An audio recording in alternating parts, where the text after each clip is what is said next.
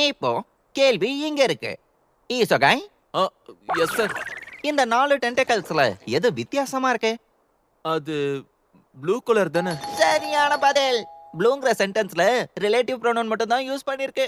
சரி, அது போகட்டும். ஏய், ரிலேட்டிவ் நகிசா. ப்ரோனவுன் என்ன? ம். ஆமா, யார் அங்க நிக்கிறது? அங்க உனக்கு பாரு விடை பிறை தெரியுமா? நிலா.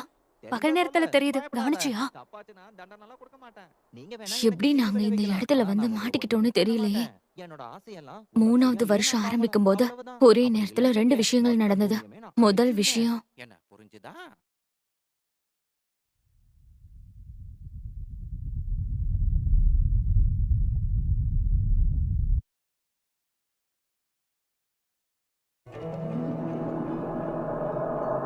முழு நிலா திடீர்னு வெடிச்சு பிறை நிலாவா மாறிடுச்சு. அதுக்கப்புறம் முழு நிலாவை நாங்க பார்க்கவே இல்லை. மன்னிக்கணும், இப்போ இந்த ப்ரோக்ராமை நிறுத்துறோம். ஏன்னா இப்போ ஒரு பிரேக்கிங் நியூஸ் வந்திருக்கு. காணாம போன அந்த 70% நிலாவை பத்தி செய்தி வந்திருக்கு. அது அப்படியே காத்தோட காத்தா கரைஞ்சு போயிடுச்சாம். இனிமே நாம வாழ்க்கை முழுக்க இந்த பிறை நிலாவை தான் பார்க்க முடியும், முழு நிலாவை பார்க்க முடியாது. 2வது அந்த பெரிய சம்பவம் நடந்தது. எல்லாருக்கும் வணக்கம். உங்க நிலவை வெடிச்சு செதற வச்சது நான் தான். அடுத்த வருஷம் இந்த பூமியையும் அதே தான் பண்ண போறேன். ஆனா இப்போதைக்கு நான் உங்களுக்கு மாஸ்டரா இருக்க போறேன். எல்லாருக்கும் சந்தோஷம் தானே? இவர் பேசுறது ஒண்ணுமே புரிய மாட்டேங்குதே. இவருக்கு மூளைகில குழம்பிடுச்சா என்ன? நான் தான் கரசுமா மினிஸ்ட்ரி ஆஃப் டிஃபென்ஸ்ல இருந்து வந்திருக்கேன். இப்போ நான் சொல்ல போற விஷயத்த முதல்ல எல்லாரும் பொறுமையாவும் கவனமாவும் கேளுங்க. உங்க டார்கெட்டை நான் அறிமுகப்படுத்துறேன். நீங்க எல்லாருமா சேர்ந்து எப்படியாவது இந்த மிருகத்தை கொல்லணும். என்னது? ஆனா இது என்ன மிருகம்னு சொல்றீங்க, ஆனா ஏலியன் மாதிரி இருக்கே. ஏய், உனக்கு மரியாதை இல்ல? நான் பூமியிலே பிறந்த பூமியிலே வளர்ந்தவன் தான், தெரியுமா உனக்கு? ஆ, நிஜமாவா? என்னால உங்ககிட்ட எல்லாத்தையும் டீட்டெயிலெல்லாம் சொல்ல முடியாது. ஆனா இவன் சொல்றது எல்லாமே உண்மைதான். நம்ம நிலாவை வெடிக்க வச்சதும் இவன் தான். அதோட நிறுத்த மாட்டானா. பூமியையும் அப்படி பண்ணுவேன்னு சொல்றான். இந்த விஷயம் உலகத்தோட சில தலைவர்களுக்கு மட்டும்தான் தெரியும். ஒருவேளை உலகம் முழுக்க இந்த விஷயம் பரவிச்சுன்னா அப்புறம் எல்லாரும் பதட்டம் அடைவாங்க, பிரச்சனை ஆயிடும். அதனால இந்த மிருகத்தை நம்ம யாருக்கும் தெரியாம ரகசியமா தான் கொல்லணும். அதாவது ஒரே ஒரு கொலை, ஆனா அந்த கொலைய முழு வேகத்தோடையும் விவேகத்தோடையும் பண்ணணும். ஏன்னா அவன் கண்ணிமைக்கிற நேரத்துல காணாம போயிடுவான். அவனை பிடிக்கவே முடியாது. இது ஒரு சூப்பர் பீயிங். இதோட சக்தியை வச்சு ஒரு நிலாவையே வெடிக்க வச்சிருக்கு. இதோட டாப் ஸ்பீட் மேக் 20. அதாவது இப்போ இது இங்க இருந்து போகணும்னு நினைச்சா உங்க யாராலையும் இதை தடுக்கவே முடியாது. அவ்வளவு வேகமா போயிடும். ஆனா இதுல பெரிய சுவாரஸ்யம் எதுவுமே இல்லையே. அதனாலதான் உங்க அரசாங்கத்துக்கு முன்னாடி ஒரு பெரிய ஆஃபர் வச்சிருக்கேன். அவங்க யாருமே என்ன கொலை பண்ண முயற்சி பண்ணக்கூடாது. அதுக்கு பதிலா நான் குனிகோகா ஜூனியர் ஹை ஸ்கூலோட கிளாஸ் 3E நான் டீச்சரா இருப்பேன். யார் கேட்டாங்க? இவனோட நோக்கம் என்னன்னு எனக்கு தெரியாது. ஆனா நம்ம கிட்டயும் வேற வழி கிடையாது. அது மட்டும் இல்லாம இதால எந்த ஸ்டூடெண்ட்ஸ்க்கும் எந்த ஆபத்தும் வராதுன்னு வாக்கு கொடுத்துருக்கு. அதுக்கு 2 காரணம் இருக்கு.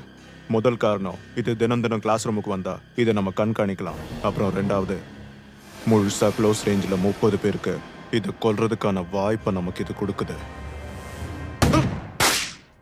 ஏய் நாகாமுரா, கொலை முயற்சி உங்க படிப்புல குறுக்கிடவே கூடாதுன்னு நான் ஏற்கனவே சொல்லியிருக்கேன்ல.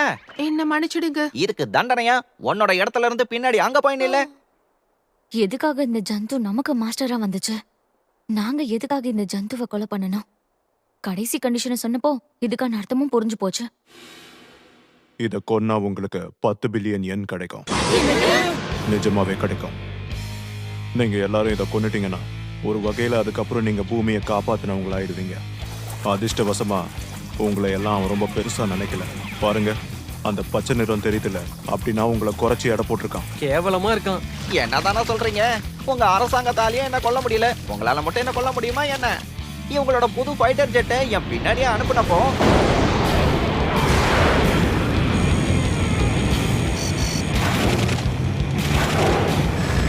அப்போ எனக்கும் சரி ஜெட்டுக்கும் சரி நல்ல ஒரு மசாஜ் கிடைச்சது. ஜெட்டை துடைக்கிறதுனால இவனுக்கு என்ன கிடைக்கும்? இவன் உங்க எல்லாரையும் குறைச்சி எடை போடுறதுனால சரியான வாய்ப்பு கிடைக்கும் போது நீங்க அவனை கொன்னுடணும். உங்களுக்கு தேவையான ஆயுதங்களை கொடுக்குறோம். அது மனுஷங்க மேல செயல்படாது, இவன் மேல மட்டும்தான் செயல்படும். இந்த விஷயம் உங்க குடும்பத்துக்கோ வெளி நண்பர்களுக்கோ தெரியக்கூடாது. இனிமே நேரத்தை வீணாக்காதீங்க. ஒருவேளை இவன் பூமியை அழிச்சிட்டானா அதுக்கப்புறம் நமக்கு போகிறதுக்கு இடம் கிடையாது. அப்ப இதுதான் விஷயமா? அப்பனா சரி, உங்க எல்லாரோட முயற்சிக்கும் என்னுடைய வாழ்த்துக்கள். எங்க கிட்ட 1 வருஷம் தான் டைம் இருக்கு. அதுக்குள்ள நாங்க எல்லாரும் சேர்ந்து இந்த ஜந்துவை கொலை பண்ண முடியலனா பூமியே ஒரு சரித்திரம் ஆயிடும்.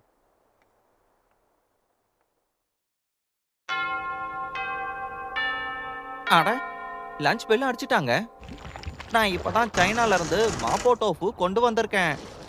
ஆ, நீங்க யாராவது என்ன கொல்லணும்னு நினைச்சீங்கன்னா கால் பண்ணுங்க, வந்து நிக்கிறேன். என்னப்பா இவரு டக்குன்னு இந்த மாதிரி காணாம போயிட்டாரு? கண்ணிமிக்கிற நேரத்துல உலகத்தையே சுத்திட்டு வந்துருவான் போல இருக்கே. மிசைல் அனுப்புனா கூட யாராலையும் இவனை ஷூட் பண்ண முடியாது போல இருக்கு.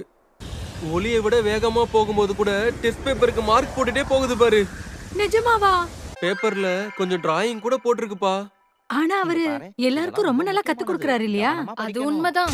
அவர் அந்த மாதிரி எனக்கு சொல்லி கொடுத்தனால தான் மேக்ஸ்ல நான் இப்ப டாப்பரா இருக்கேன் தெரியுமா? ஆ இருந்தாலும் நாம இருக்கிறது கிளாஸ் இ, மறக்க கூடாது. அவனை எப்படியாவது நம்ம தான் கொன்னே ஆகணும். ஆமா, அவன் எப்படிப்பட்டவனா இருந்தாலும் அவன் தான் எங்க எல்லாரோட டார்கெட்டும். ஆனா அவன் சொல்லி கொடுக்கறத மத்த டீச்சர் சொல்லி கொடுக்கற மாதிரி தான் இருக்கு. எப்படி பார்த்தாலும் கொலை பண்ற ஒரு விஷயம் இல்லைன்னா அவன் ரொம்ப நல்ல டீச்சர்னு அவனை பாராட்டலாம். ஆனா எங்களோட இந்த இ கிளாஸ் எல்லா கிளாஸை விட கொஞ்சம் வித்தியாசமானது. ஏய் நெகிசா, ஆ? எங்க கூட கொஞ்சம் வாயேன். நம்ம எல்லாருமா சேர்ந்து ஒரு சின்ன பிளான் போடலாம். ஆ. அந்த ஆக்டோபஸ் தன்னோட மூடுக்கு ஏத்த மாதிரி அதோட முகத்தை மாத்திக்குது. நான் உன்கிட்ட நோட் பண்ண சொல்லியிருந்தேன்ல, அதை நோட் பண்ணியா?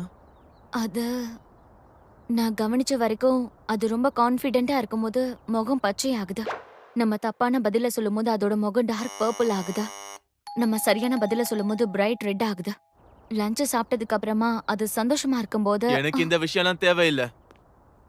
என்கிட்ட ஒரு பிளான் இருக்கு. நம்ம அதை தாக்க போகும்போது அந்த விஷயத்தை பத்தி அதுக்கு தெரியவே கூடாது.